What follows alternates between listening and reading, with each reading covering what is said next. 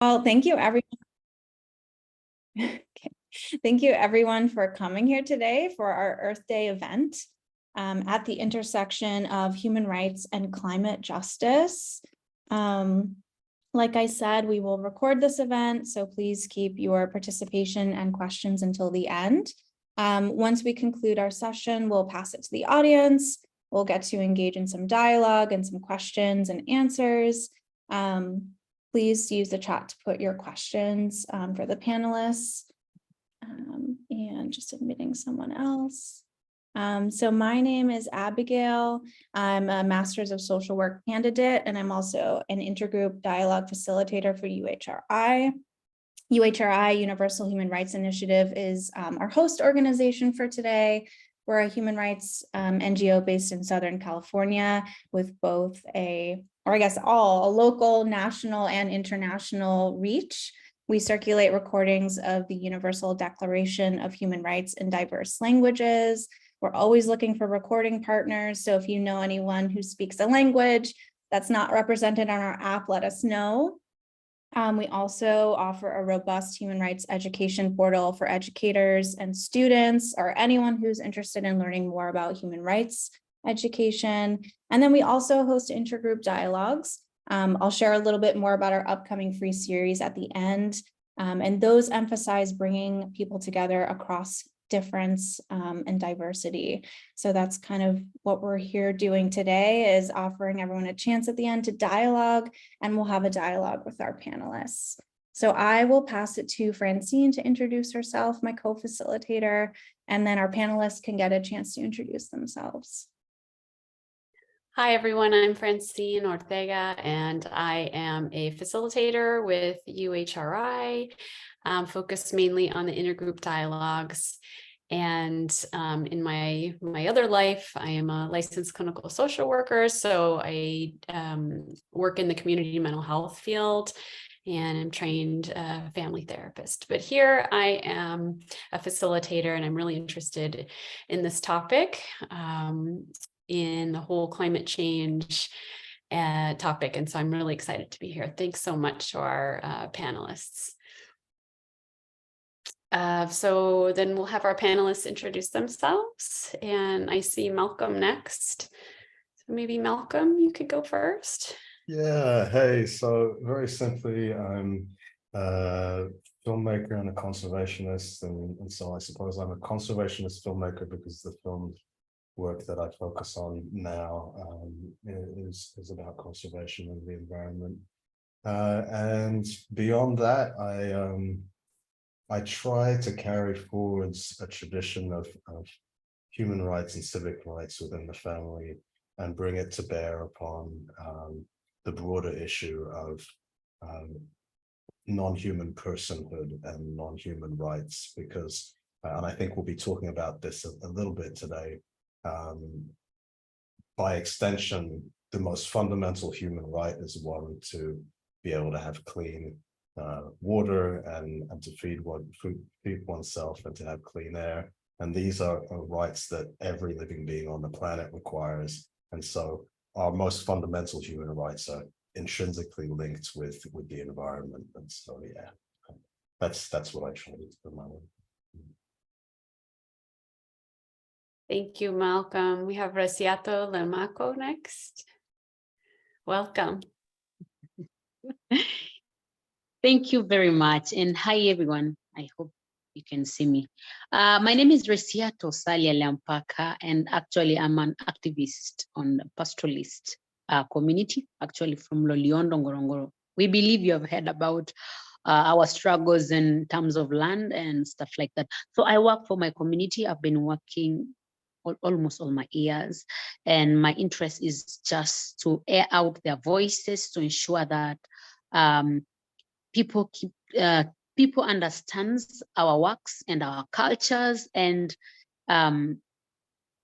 try to cooperate on our ways on how we protect our land and how we interact with the nature. So having me around this table of human rights and climate change actually is a privilege, and I'm actually very thankful.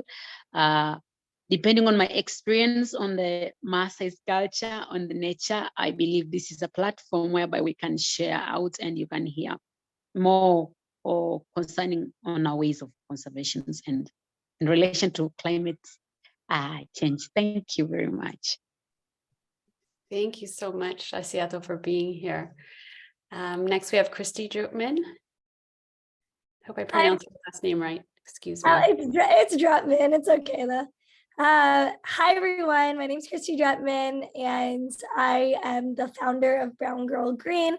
I am a environmental media creator, and so I create content on the internet educating people about climate change, especially Black, Indigenous, and people of color who exist on the front lines of the climate crisis. So I use online media to be able to bridge the equity gap through storytelling and representation. And I'm also the co-founder of my climate tech startup company called the Green Jobs Board, where I help people find jobs in social impact and environmental work. And we're also trying to bridge the equity gap there by making it very accessible and easy for people to find career pathways to make a difference and to build a green economy. So super happy to be here and to connect with these other amazing panelists. Right. Welcome, Kristy. Thank you so much. Yeah, thank you all for being here. You're going to hear my voice for a little while, and then I'm excited to pass it off to our panelists. So today is a time for us to deepen, our organizational commitment to contextualizing human rights in social justice and in liberation. We want to start today, as we typically do, with our land acknowledgement adapted from Speak Out. So I'm going to read for a little bit. If everyone wants to get situated, maybe even close their eyes, feel grounded, we'll lead with our land acknowledgement today. So let us all take a moment to reflect on the lands on which we reside. We are coming from many different places, global places today.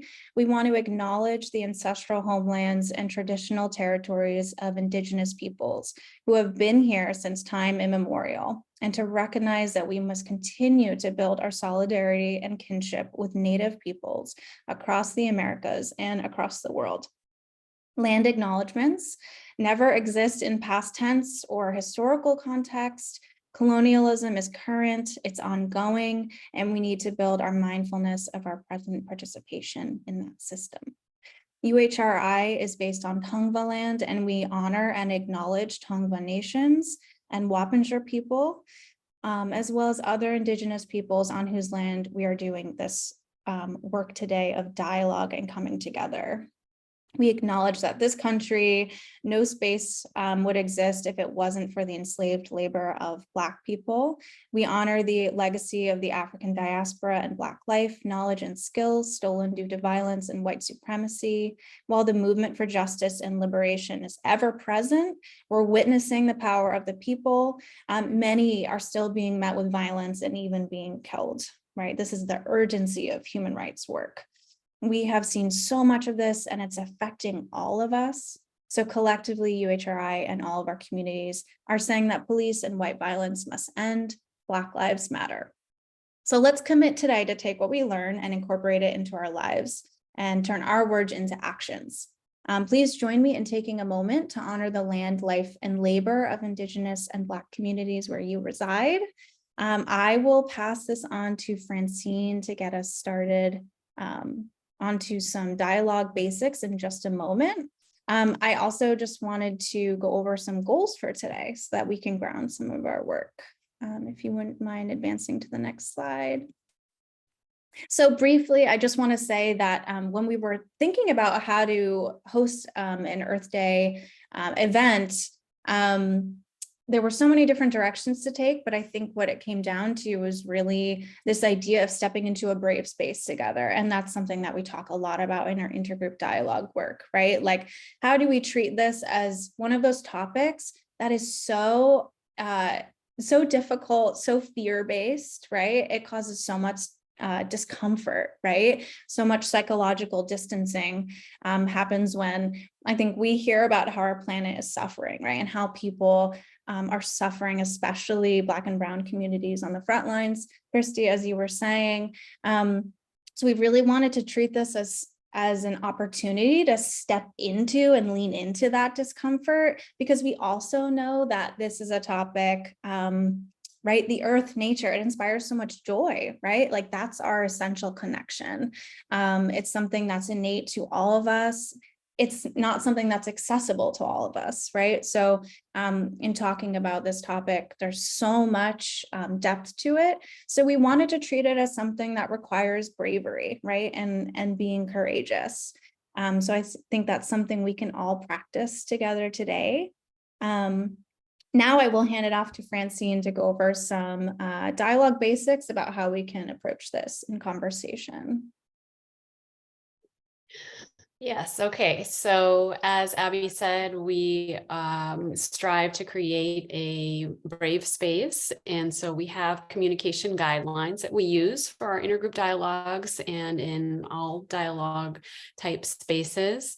And one of them, one of our tools that we use is Aspire, our Aspire tool. So A is for assuming good intent. And taking accountability for negative impact. So as we are talking today and listening to each other, we want to keep all of Aspire in mind, but thinking about where everyone is coming from and assuming good intent will help us forward our brave space. We want to share airtime as we're here. We are here to ask some specific questions to our panelists, but as we move into Q&A with the whole group, we will want to make space for everyone who wishes to speak. And so if you're somebody who tends to talk a lot, maybe you want to step back a little bit. If you're somebody who is quieter, please feel free to ask a question at the end. We practice active listening here with empathy, and we use I statements. So we speak for ourselves and not for whole groups of people. We want to respect confidentiality. If something personal comes up, we want to, and you want to share it outside of this space, just please remember no names, or don't share the name of the person. And everyone is an expert in their own experience is the E. So we come with that mindset that we can learn from everyone, no matter where they're coming from. And then I just open it up to the group. Does anybody want to add anything to our communication guidelines, anything that's missing for you or that would help you feel safer?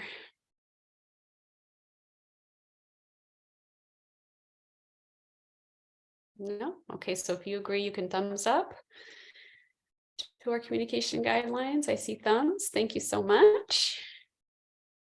And we can move in to our questions. Okay. So we prepared some questions for our panelists. And our first one is, what have you learned about your connection to the earth and nature through your work? So we'd like to hear from each of the panelists who'd like to comment on this question. And again, we're going to have room for those who are newly, who've just signed in. We will have time for Q&A later, but feel free to use the chat as well. So anybody want to take that one? Any of our panelists, what have you learned about your connection to the earth and nature through your work? I know that's a big question. I would just say that like what I've learned is that a lot of people are disconnected from that connection and that it's not as simple as you would think. I think a lot of people say that it's really important to connect with nature and the environment. And I think people inherently know that it is, but like to actually have the ability or the infrastructure or the support to do that can be really challenging for people, especially in a world that's like so tech driven. And a lot of us are like inside of our buildings and our homes, disconnected from nature. It does something physiologically to our bodies to not be on grass or be with trees or be with water. And I don't think people really recognize how much damage that causes to you, both subconsciously and consciously on like a physical, mental, and spiritual level. And so I think I've learned that you have to like kind of put down the markers for people and kind of guide them through the process that actually gets them to understanding, like, you can reconnect, you can have that connection again with these things that you inherently know, and that these are the ways you can do it in a way that's accessible, whether that be going to your local park, or that be, listening to nature sounds, or even I'll do things like backyard birding and like literally go in my front yard and just like try to find what birds and plants are nearby. It doesn't have to be something super expensive or extravagant, but it's like being able to cultivate like a nature mindfulness connection on a daily basis. I think human beings really need it, and it's not done enough. Absolutely. I want to follow up on that because the realization that the connection is not so easy. I mean, not only is that true for everyone, it's even true for people who work in conservation. And I found that, I turned around one day and realized the work that I'm doing is not actually connecting with me with nature in any kind of way. I'm spending 90% of the time in the office, and even right now we're all together, but we're on Zoom, right? We're doing the work, but our feet are not in the grass. We don't hear the birds. So that's such an important thing to underline. And I think that if we are able to acknowledge that it's super difficult, just like Kristy was saying, then we can cut ourselves a little bit of slack in terms of realizing just how alienated we've become. I'm going to use a little bit of a confronting and a bit of a leap of an image to describe the alienation. When you look at the incel community of men who feel like they can't find a partner, and they want one, and it's very problematic for them, and it's a community out of which a lot of really problematic things arise, including lethal violence. And you look at that and you think, okay, these people are deeply alienated from women. It's generally men who are looking to have a female partner. And you realize, well, the alienation, you can't just tell them, well, the cure to what's going on with you is you need a girlfriend, right? It's not that simple. That's the very problem. They feel like they can't get one. And I think that we are all, to some degree, if we live in urban environments, the kind of alienation that we have to nature is that difficult. Like the patterns that are locking us in to not connecting with nature are that powerful. So yeah, if we can work towards alleviating those, that's a really good thing.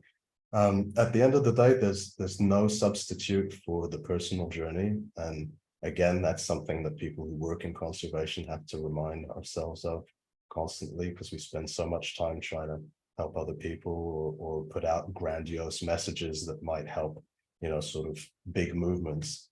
And if you come from a culture like I do, like the United States, where we believe in the power of one, right? We think that our movie slogans are always based on one man or one woman.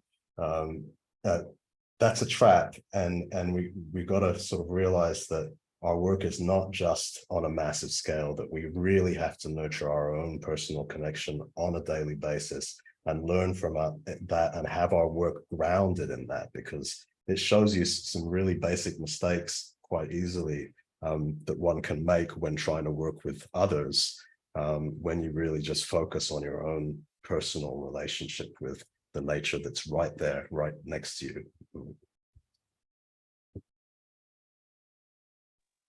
Yeah, thank you. Thank you, Resiato, please. Thank you so much for this opportunity. I will repeat by thanking again. It's actually a privilege again.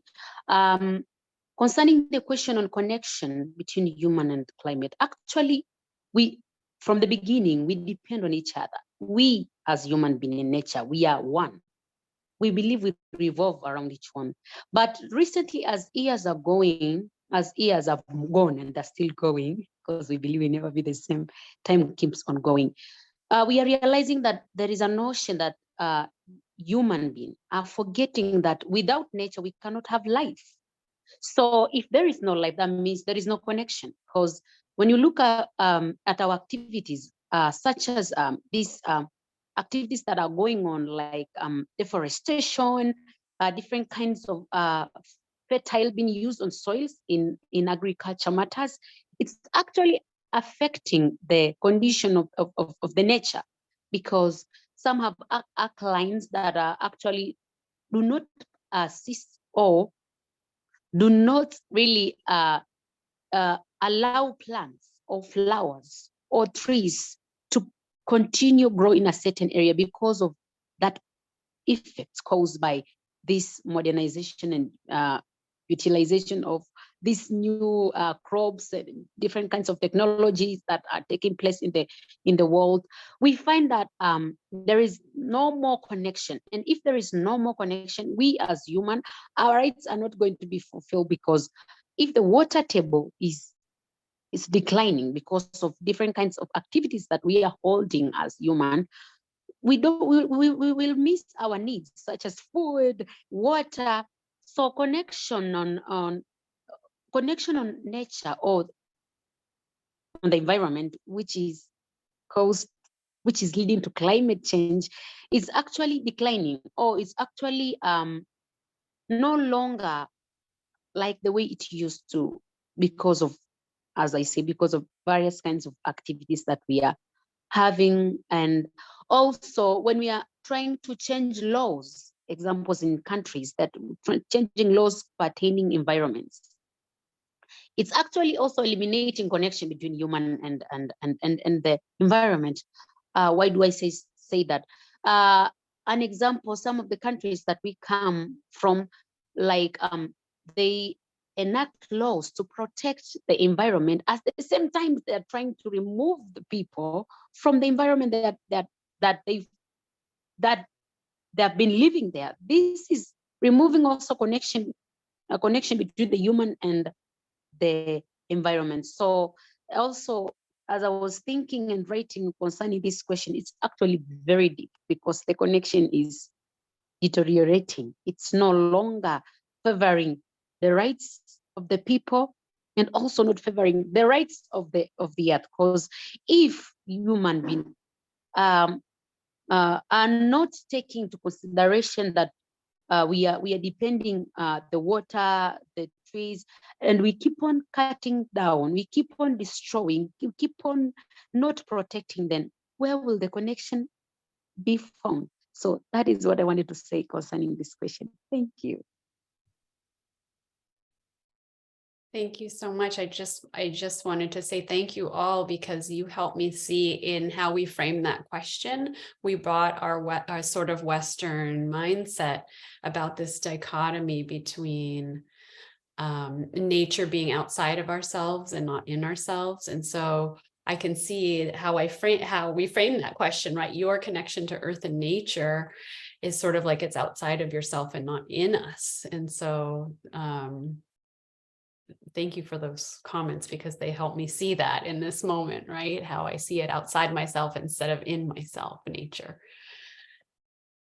Yeah, and I feel like that highlights the importance of a question like that, right? Like, to speak to your point, Malcolm, the alienation that we suffer, and Kristy, what you were saying of where's the infrastructure, right? Where is the kind of access points? And we don't all have those access points.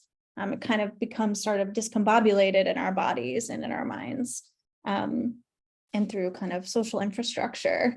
I was also thinking about like the shapes, kind of Malcolm, what you were saying to your point, the shapes of stories are really important, right? So if we're in this story container where we're looking kind of like a pyramid, if we're looking to the top for one person to solve it, or a superhero, right? That superhero narrative, we might not be looking to the side to our neighbors, right? So the shapes of the stories that we tell are so important.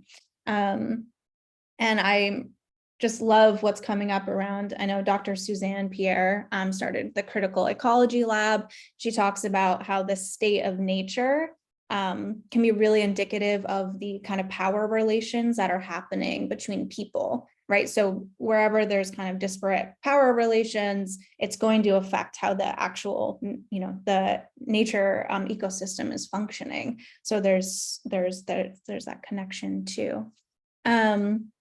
We wanted to ask too, to bring it to that level of human rights. What do you see as the connection between human rights and climate justice? And how does that connection show up in the work that you all are doing? And anyone can feel free to jump in first there. Yeah, I would say that, like, the climate crisis is directly connected to human rights, mostly because as we see a more warmed world, the more people's inherent rights are going to come at risk, whether that be through flooding or drought or fires.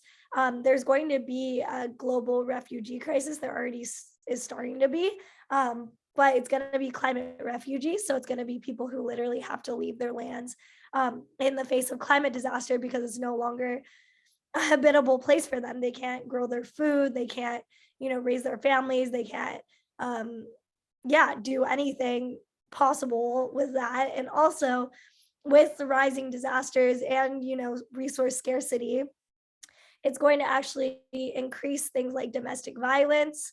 It's going to inhibit the ability of girls and women to be able to get educated.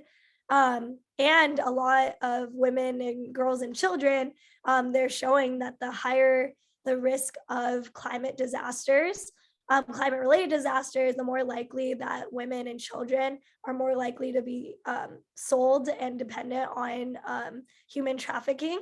And so I would say that, like, climate change is inextricably intertwined in so many different human rights issues, and mostly because it's going to come down to resource scarcity in the most marginalized communities, especially people who have disabilities or are currently already having, a lot of pre-existing vulnerabilities, are going to have those magnified tenfold. Absolutely. Do you want to go, Resiato? Thank you. Yes, there is a connection between climate justice or climate change and human rights. In which way? If an example, in a certain area, people are not conserving the environment as they should, and an example, the government will have to remove them so that it can, preserve that environment properly. In that way, human rights may come in. How? The people that are moved to another place, they will lack their rights to education because they will leave school now. They'll be moving to other place where they have to begin freshly. Also in other terms like water, where they used to get easy accessibility of water, but now they are moved to another place. Actually, it's going against their rights. So to me, that is how I can connect actually human rights in this perspective of climate justice or climate change. Thank you. Yeah. So you both said it really, really well. And I'm struck when I listen to you both by a kind of a chilling confession about the state of our evolution. And that is that I think when things are going relatively well or relatively smoothly, we've made some progress in becoming more civilized beings and respecting each other and sharing and playing well together, perhaps to some degree. But the real stress test comes when disasters come, and when they come quick on the heels of each other, like unfortunately we're looking down the barrel of with climate change. We really have to be cognizant and real about how quickly our grandiose ideas of how civilized we are can collapse and go south. And so human rights, from that perspective, is really quite a fragile tapestry that has been draped over a fairly modern context. And we have to remember that, we have to work really hard to reinforce it, and it is still quite fragile. And as soon as things get more difficult, we're gonna see the real problems. And it's already started. I mean, even within the European Union and Brexit in the UK, there's this very disquieting tendency in politics to try to get rid of human rights frameworks. And it's a kind of, I won't get too much into where I think the roots of that is coming from, but just we need to keep our eyes out already for countries that are not yet really feeling the stress the way we will in the future. I mean, the UK is still a first world country. Things are still pretty much okay there. but already these kinds of disturbing tendencies are arising. So, to speak to the positive, I think that maxim of it's better to prevent than to cure really applies to this. And we're still at a stage where we can circumvent a lot of the damage. Of course, there's some uncertainty scientifically about just how far along we are, but we need to use that uncertainty to our advantage as opposed to towards pessimism and inaction. It means that there is a certain degree of damage that we can prevent now. And I think the greatest work we can do to prevent human rights from collapsing is now to see that human rights relies on climate action, and for everybody who's involved in human rights to, if they're not already doing so, to maybe look at their priorities and try to put climate action right at the top. And I know it's hard because it's not directly connected to some of the specific issues that some people in human rights are working upon. So the more dialogue we can have in amongst each other, so that we can all start looking a few steps down the road and realize where all this may be heading, the better. Yeah.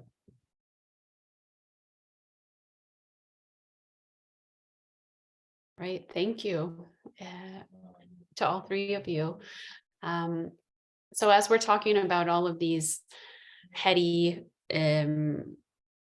difficult questions, we're wondering how you deal with the fear and discomfort, right, that comes with thinking about climate change, and y'all are confronted with environmental problems every day. And so how do you deal with the fear and the discomfort that come from working in that field, in your field? And if you have any specific examples, moments or ways that you manage, we'd love to hear those.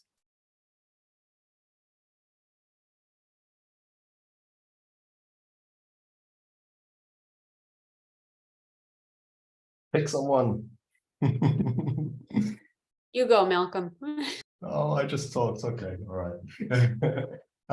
So yeah, look, I mean, for me, that answer is really simple, and I'm really curious to see what other people have to say, because for me, I immediately knew what I wanted to talk about, and that's that action is the one thing that just gets rid of all the anxiety. And I think I'm trying to think back to before I had realized this, to maybe be able to put myself in the mindset of someone for whom this is not yet necessarily obvious. And I think that can be where it's tricky.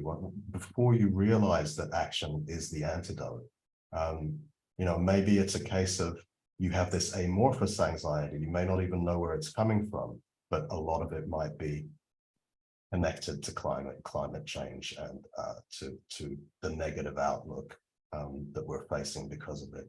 And it's interconnected with all the different political uncertainties and geopolitical instability that we're living through today. I mean, I think the rise of certain fascist tendencies in certain societies are very much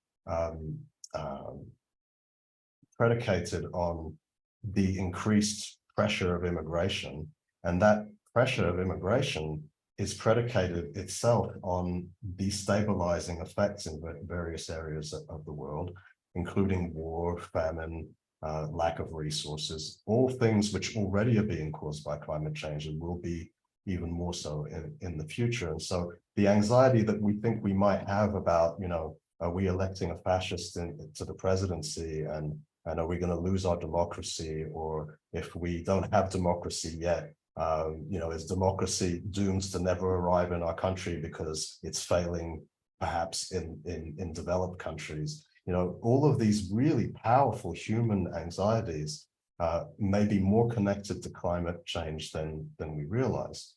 And I think that's where it's the most difficult. Once we start to realize that we're very anxious about this stuff, then It's just a matter of not being a deer caught in headlights, right? That's the problem of the deer being caught in headlights is it's going to die because it's stuck.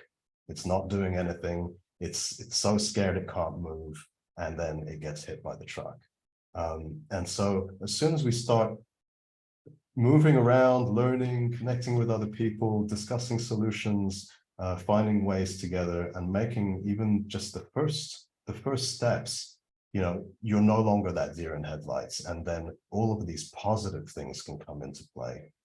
Every step that you take along that road is encouraging. It becomes an adventure. You're learning new things every day. You're making discoveries, and you're getting connected to nature. Hopefully, you know, if you choose a path that connects you directly to nature, all of the rewards of that connection, which are really vital, healing on a physiological level, but also mentally healing things, then you're intrinsically dealing with the anxiety in that way.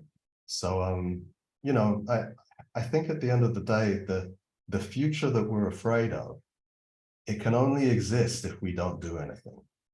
And so as soon as we start doing something, we can feel in our bones that that future is becoming less solid and it's changing into something else.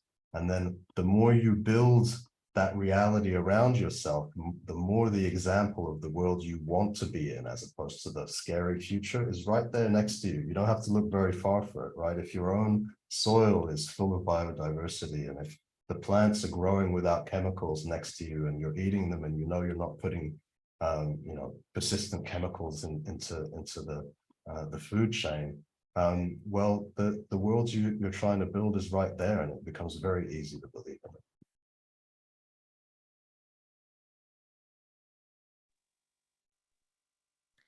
You're Yeah. done?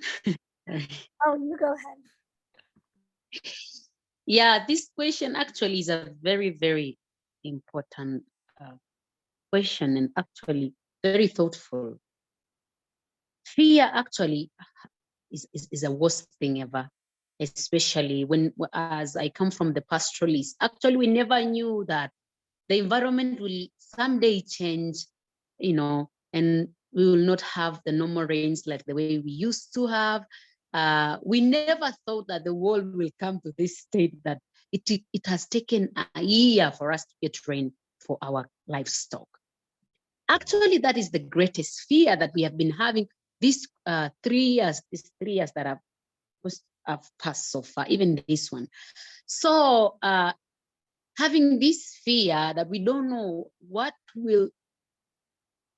how will the climate be in the next coming years, or how will the climate be in the next coming generation, is actually something that we as pastoralists, because I speak on behalf of them, we are now tuning our minds and sitting down and trying to make laws that will help us to secure this few land that we have for the next coming generation. How do we do that? We are now trying to not misusing land, actually trying to enact better planning on the land, whereby we are trying to have places where we can take cows to eat in the next coming in the drought month, which is September in our country, Tanzania. And then those sources of water, we are now not using it at this season that is raining, so that we can preserve it for the drought season, which we never did so. That is because of the fear. And the other thing that we are trying to do is that to try to restructure the laws that are destructive, such as cutting forests anyhow, cutting trees, fetching out firewood from the sources of water. We have now learned from the drought season that we have passed throughout. So we are now restructuring our laws as the pastoralists, so that we can sustain this environment for the next coming years, because we don't know what is the climate change doing so far to the pastoralists, and also not only to the pastoralists, but to the whole community. So we are trying to do so to avoid this fear of not knowing what is next in the environment or what is next to the nature, because it's no longer favoring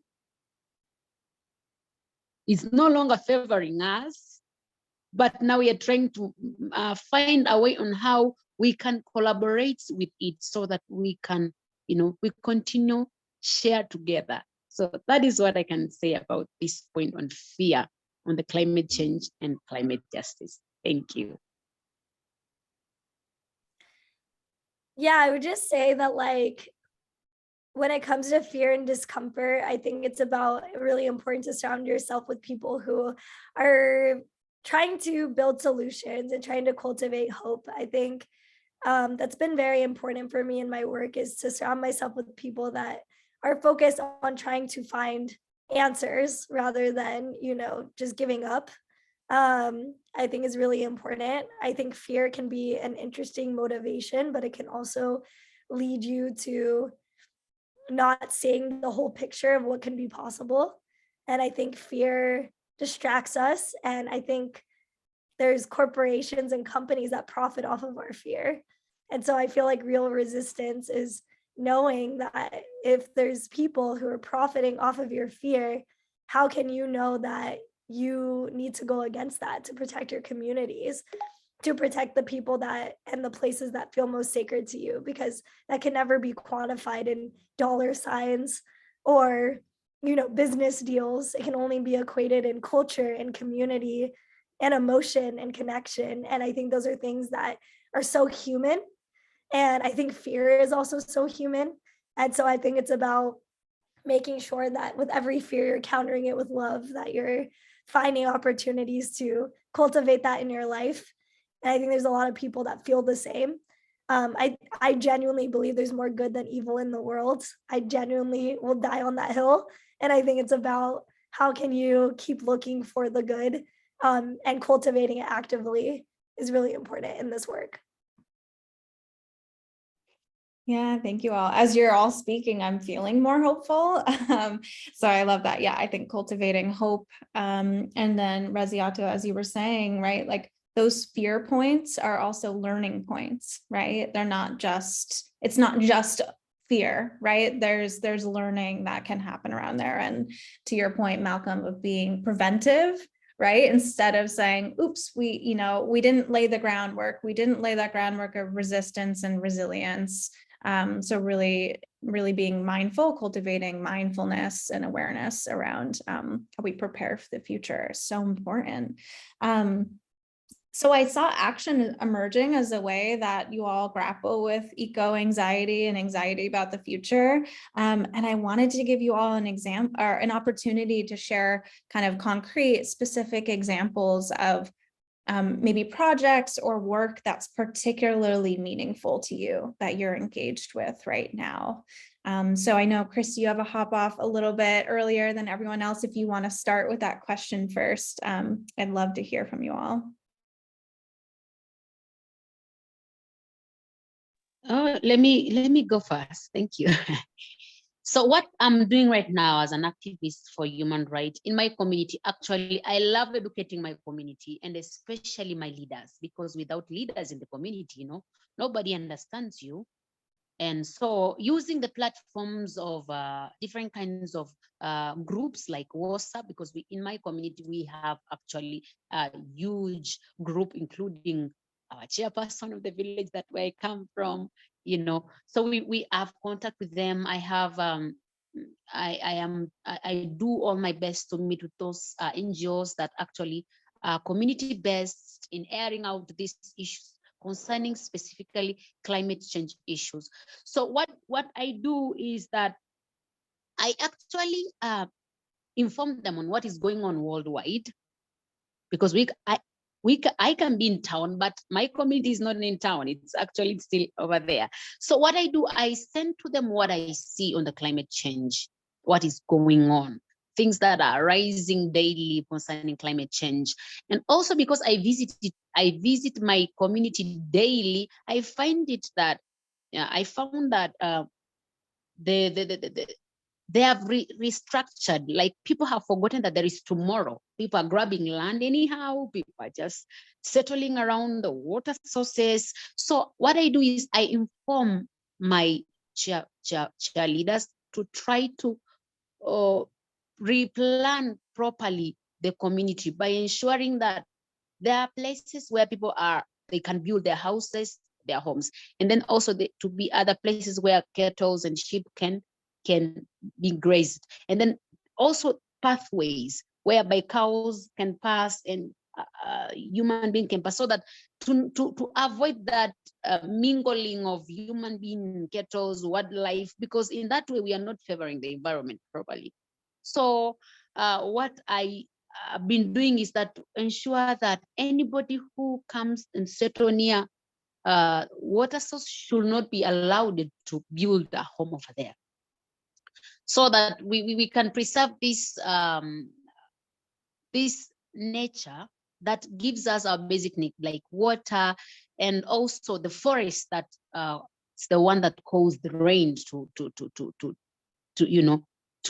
it attracts rain. So I'm trying so hard to ensure that those good places that provide our basic needs are not touched, or people are not just cutting it anyhow, or people are not just settling anyhow. Because if people within the community will settle anyhow in those great potential places that give us water and rain, like forests, if people just settle in anyhow, or if there is no proper organizations on those places, we will be lost, because the climate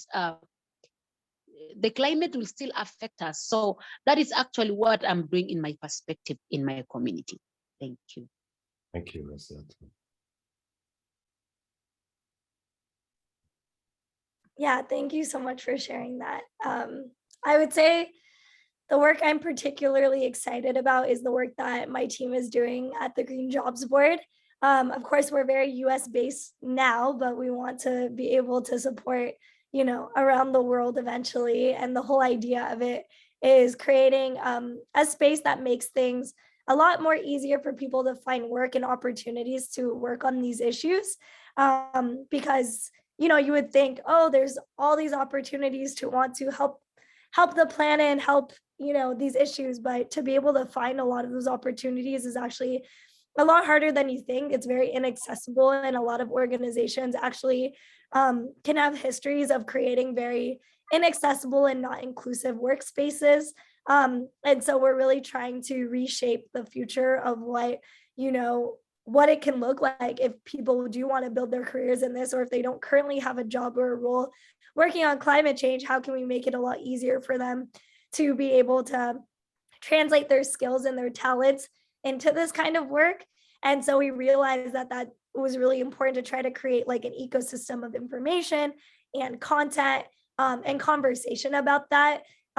Because work in this space goes way beyond just listing positions. It's actually about like all these layers of like why we're even in this mess in the first place, talking about leadership, talking about resource distribution and what organizations get those kinds of funding structures versus who doesn't, why there's not good paying jobs in certain fields versus others.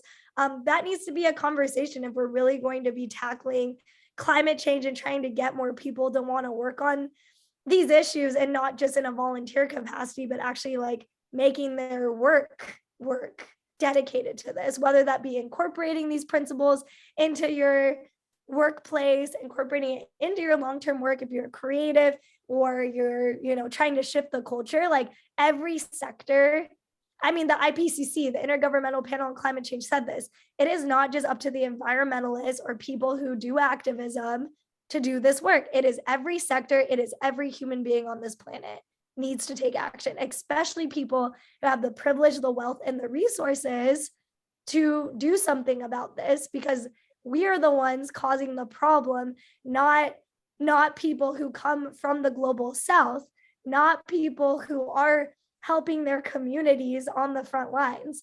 That is not their responsibility. And so I would just say, for anyone who listens to this, it's like, if we want to shift things, then we need to talk about the inaccessibility of this conversation to begin with. And that's the big thing that we're doing at Green Jobs Board, is really rethinking that and just being really honest about it, with the hopes that we can create a new movement of rethinking economic systems in some ways, of what work can look like in the future, and that climate can be a part of that. Excellent. Yeah. So I want to try and make this as unconfusing as possible. And it's been a little bit confusing for me along the way, so I might struggle. If I say something that's unclear, please just let me know. I have a kind of a split personality when I come to what I'm excited about, and my approach to all of this is divided into two broad categories. And so one of them is sort of the big ideas, grandiose approach, and that's when you make a film, you have to be ambitious about it, because there's so much work that goes into it. You really want to hit the right notes, choose the right ideas, and hope that they really resonate, because otherwise it's not worth all the effort.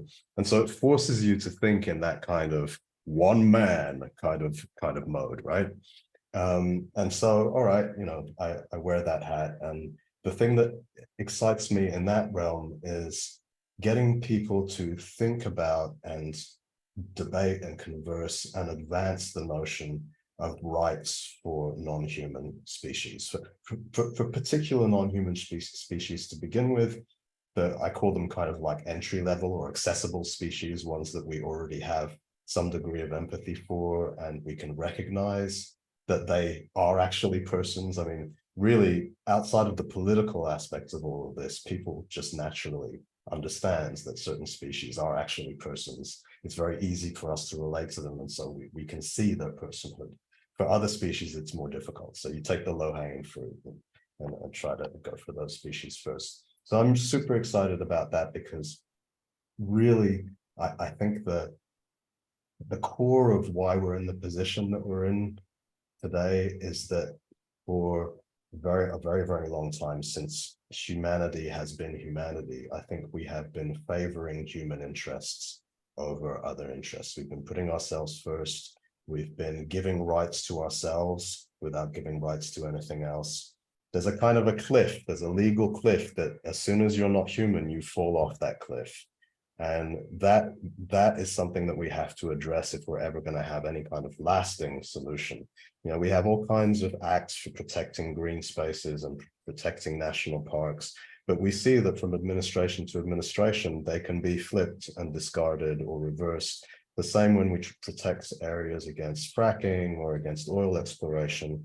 We're at the mercy of our democratic system, which is a very good system. I'm glad that we change administrations every 4 years, but it also has that vulnerability.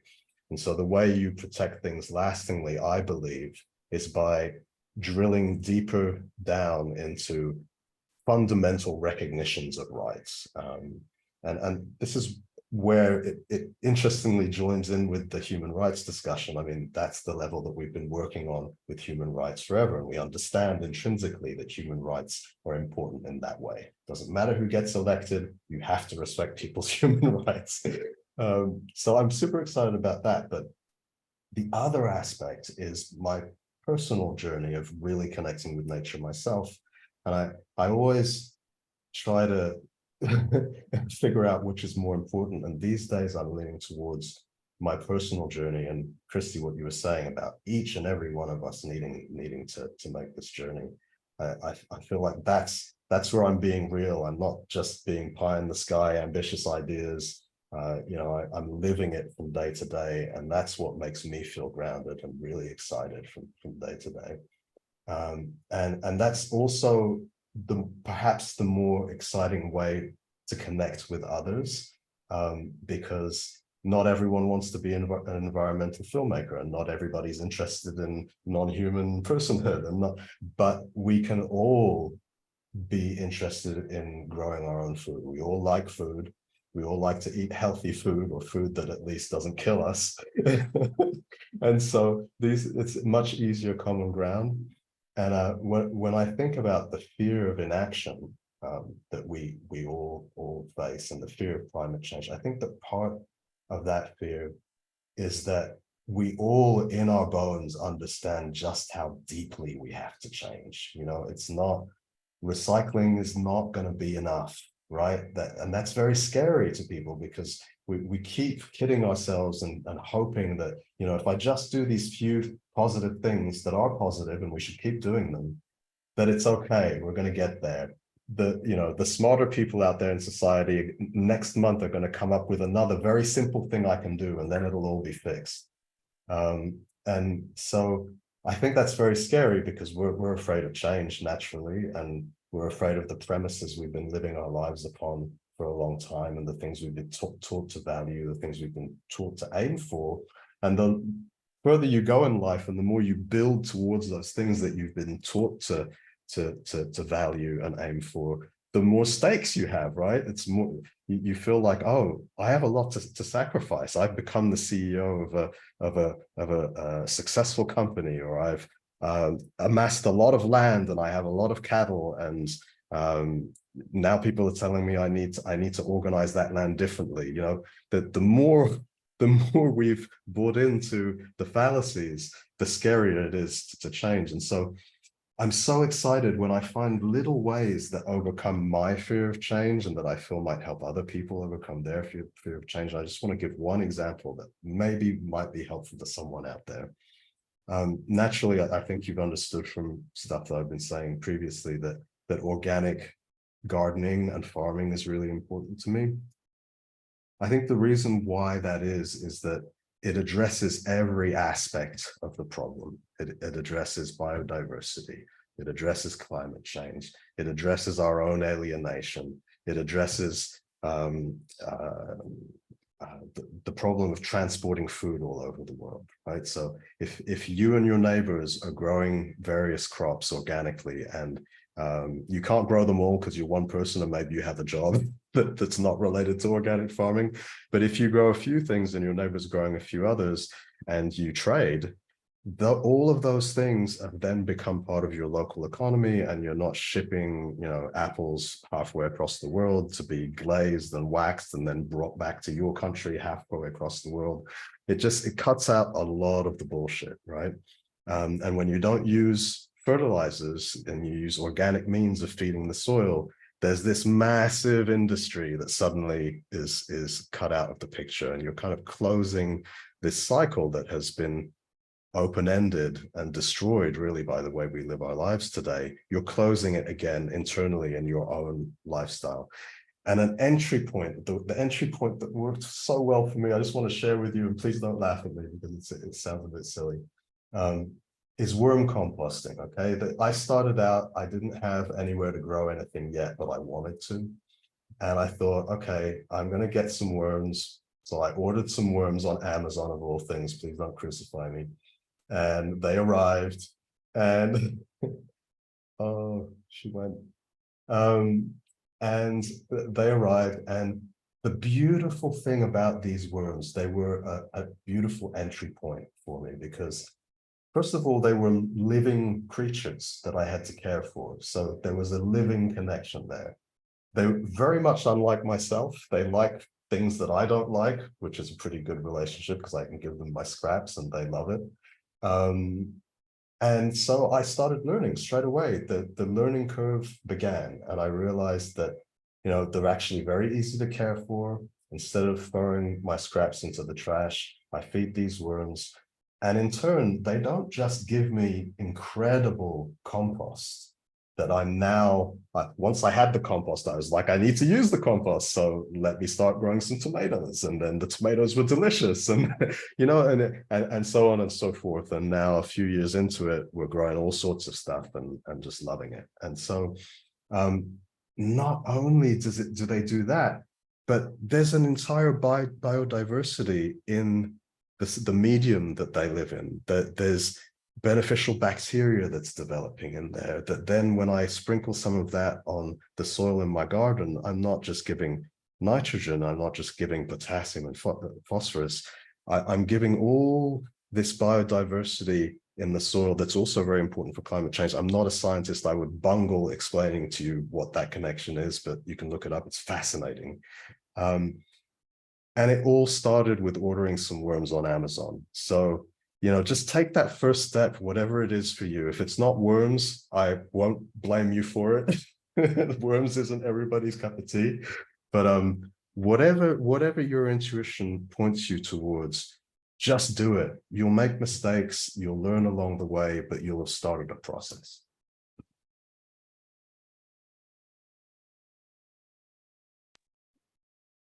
Okay, thank you. So Kristy had to go to her next meeting, and hopefully Resiato will rejoin. But we wanted to open it up now.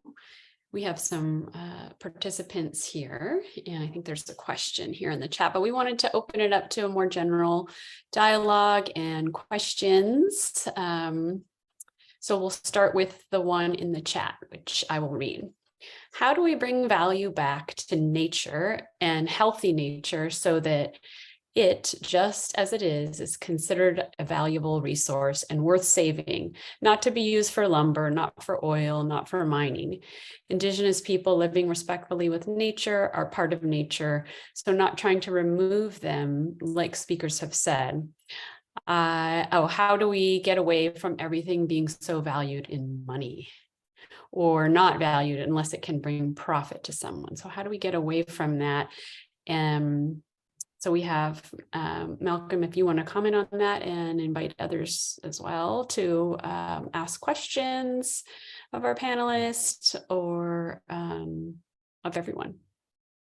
I love that question. And it reminds me of a conversation I had with someone who, when he realized that I was spending so much time, we were doing a project together that had nothing to do with any of this.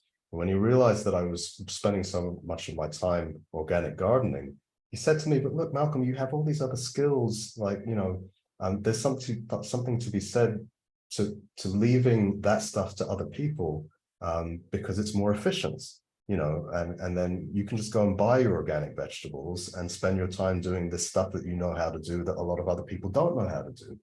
And so, I was really sort of a little bit stuck at first, because my soul wanted to argue with him, but I didn't have the words yet. And so I thought about it for a while.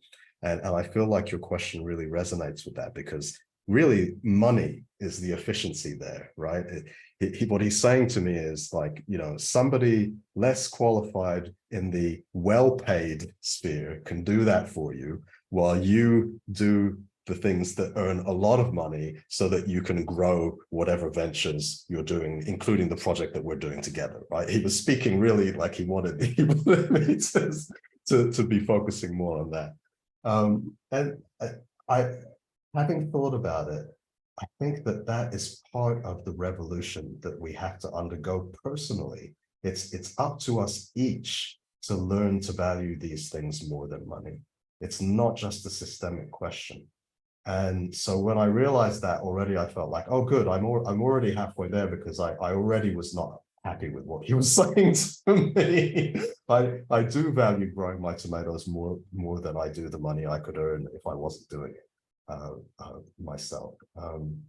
But for those of us who are not there, it's a road we have to travel, each of us. And at the end of the day, the question, I think, that we have to ask ourselves is anything that we can dream up, any grandiose idea, any startup, anything that favors money or profitability more important than the planet? And really, I mean, it's a cliche, but cliches, unfortunately, are often things that people don't look closely at. And what I'm saying and inviting people to do is to really look closely at that, and do it in a confronting and brave way, in your own life. Look at the things that you are doing for money, and ask yourself, can I replace that with an activity that is better for the planet, whilst of course still staying afloat financially? I'm not saying starve yourself and starve your babies, no way. But maybe I'm Elon Musk, and I've decided that well, I do enough for the environment because I build electric cars. So I can build $100 million space rockets and see them explode and say no big deal, it's just an experiment. I mean, on some level, I would like Elon Musk and everybody else, and I'm going to continue to do it, I promise, to just look at each and everything that we put our energies into and ask ourselves, am I being unnecessarily mercantile here? Because if I grow tomatoes instead of putting energy into a startup that's really just going to earn me more than I need, I already can put food on my table. I'm already happy in that sense. Then what's the trade-off really? Is anything worth the jeopardy that we're putting ourselves in? And the jeopardy depends on those hard questions that each and every one of us have to ask of ourselves. That's where the real difficulty and the real change exists, and I think the real fear of change. And there's no easy way about it. We just have to ask ourselves those questions and maybe do it communally. Like if we're opening up the discussion, like maybe we can discuss that together today or on another call. Like maybe some people want to say, hey, here's something that I've been doing that takes up all my time but doesn't help the environment, and here's how I feel about that. Here's how I feel challenged by what you're saying, or here's what you've inspired me towards, or here's the questions I have. I don't know, but important dialogue to have, I think. Yeah, absolutely. Resiato, we were answering a question from the chat about how do we move away from like a money or profit-based system of valuing nature? How do we value it? How do we almost shift culture in order to value nature for what it is, instead of putting like a price tag or a dollar sign on everything? So how can we start to move away from valuing nature in terms of profit? I don't know if you wanted to speak to that question before we move to a dialogue. Yes, and I'm so sorry, my Wi-Fi just went off. I don't know what happened. I will say this statement in Maasai because we are raised by great we believe in the system of great people. I mean, all people are wise. That's how our pastoralist community are raised from. So they say in Maasai, and then I will translate it in English. They say our old great parents told us that meaponari akarenkulu kweni kake kaponari tunganak nel tunganak ne uniruko lekai tunganak. That means there is no way out ever the land can increase or decrease its value. It's always constant since the beginning of its creation. So the point here is that he was saying, if we human beings will not value what we found and we will still live, then where do you think we can be? Or where do you think the ones who are coming after us, where will they live? Meaning that they used to tell us that so that we can, as children, we should grow up knowing that we should not fight against the land, but we should protect it for the sake of others, not only for ours. So nature is, according to the creation, it was given to us to protect. So if we fail to protect it, it also will not protect it. It will also will not protect us. So that means that we should value more nature because it does not increase, neither does it decrease, so that it can contain all of us in this world. So if we keep money or paper in front, it will not help us because it will decrease or increase, but nature or environment will not. So we have just to keep proper laws that will protect this nature for the sake of everyone, for the sake of the profit of everyone, because if we protect it properly, we will both benefit. Nature will benefit from us because it will continue nourishing us, nourishing our body from the food that we gain from it. and it will also continue making us live healthy in this world. I think that is what I can say. Thank you. That's beautiful. Yeah, it's the ultimate stability, right? It doesn't decrease, it doesn't increase. It will always be the value that it is to us. Yeah, I love it. So, sorry, just very quickly, you inspired me to remember something, Resiato. Do we There are want to some. move it to the dialogue? Can you give me 10 seconds? I promise I'll be super quick, because we would be remiss not to speak of some of the initiatives that are underway in this direction. So I think it's actually a guy at the International Monetary Fund, where you don't necessarily expect to see these sorts of concerns and initiatives being raised. You'll have to look up his name. He calculated the value that whales actually have to the environment and to us in the context of whaling, to sort of be able to give some context to people to understand what they're really doing when they kill a whale to feed some people, maybe, you know, for a few weeks. And he put the value conservatively, I think, at $3 or $4 million per whale. And so it's just to give everybody a notion that even through traditional economics, if we start to actually take into account all the natural processes that are involved in our discussions about resources, our way of doing things could work a lot better than it does today. I don't know if it could work perfectly, but it could become functional, I think, if we actually put in proper values for the resources that we're using. Wow.